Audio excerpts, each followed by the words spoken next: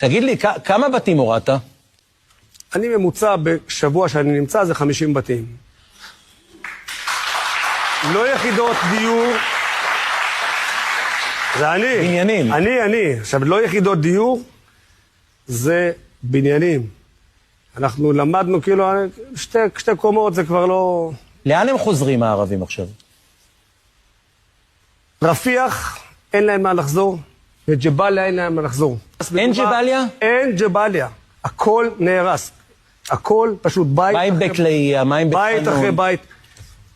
בית לאיה ובית חנון, לדעתי, זה החמצה. חצי הרוס, לא לגמרי.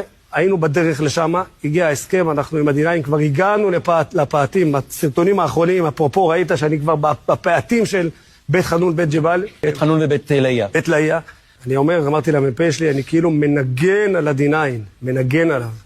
כאילו, אתם לא מבינים מה זה להפיל בית, 7 קומות, 6 קומות, 5 קומות, אחד אחרי השני.